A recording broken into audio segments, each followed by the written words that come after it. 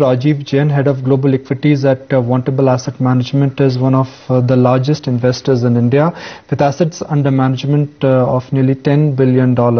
He sees more headroom for HUL as a stock as the company continues to post strong growth. However, he is not too excited about the open offer from Unilever as he feels that this will affect the liquidity of the stock. Let's listen in. HUL is executing extremely well, which they didn't for maybe a decade or so, right? They fumbled in a number of different ways. I think they were too much focused on margins, and the competitors came in, and there was obviously a whole host of other issues which sort of hurt them. And Unilever, by the way, we never owned till 3-4 years ago because we thought Unilever globally was sort of a chronic restructuring story. And I think under Paul Polman, who has done a tremendous job, as you know, he was at Nestle before, and we also Nestle in a big way in our global portfolios. So I think he has done a tremendous job all over, not just in Europe, but across the board in Unilever. So we feel pretty comfortable owning them. Now the question of switching, I think there are pros and cons. It is not as obvious a switch as some people make, because if you look at Unilever, they talk about 5 to 6% revenue growth, right? You look at Unilever in India, you talk about 6 to 7% volume growth, right? And there's a big difference between the two. So if you look at Unilever globally, that's around, let's say, 20 times earnings. I don't see why it should, why it can't come down to 15 to 16 sort of multiple long term. On the other hand, the Indian subsidiary or Hindustan Unilever could come down to maybe mid 20 multiple, right? So if you add all of those math up, I would say the returns would be pretty similar between the two. It's not that Unilever is now going to trade, the parent is going to trade 25 times, and the Hindustan Unilever is going to go trade 15 times. That's not going to happen. Why? Because the returns are that much better, the growth opportunity is that much better. I mean, the headroom that Hindustan Unilever has is a heck of a lot more than Unilever has globally. I mean, they still have Europe to deal with. They still have US to deal with, which are structurally lower growth, right? So it is not a free lunch. I mean, we like both, don't get me wrong.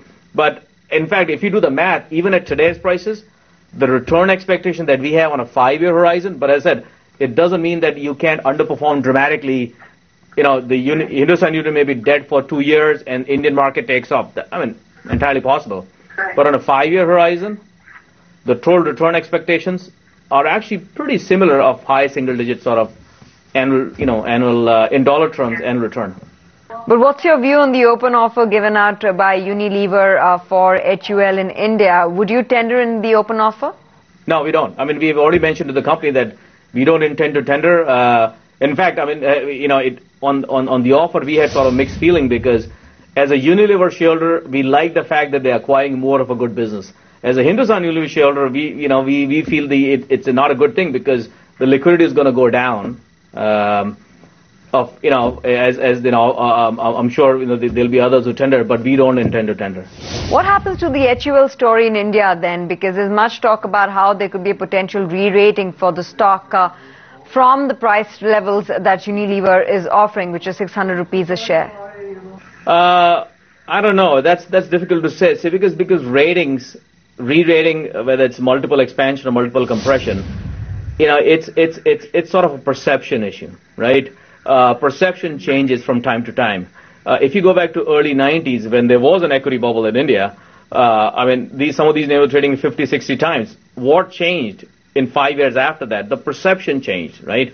The underlying growth did not change, the perception changed. I mean, ITC was, I believe, 60 times earnings in 1992 and was 10 times earnings in 2002. What changed?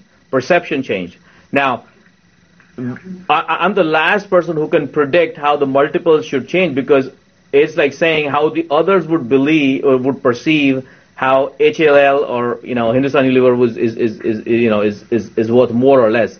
The way we look at it is, if you look at March 2015, I believe it's 31, 32 times earnings. This business can easily compound at double digits, 12 to 13%, right? So this is a multiple should not compress too much. Can it go to 23, 24 times earnings? Sure. But do we get high degree of certainty or growing our money at, let's say, double digits, high single digit, low double digits in dollar terms? With a high degree of certainty. See, I think people underestimate what the value is for certainty, right? It is not only, we feel it's not the only issue is maximizing that return, but the question is, what is the certainty of that return? So I think this whole game is all about that, the certainty and maximizing. And we tend to lean more in favor of certainty than in terms of maximizing. Okay.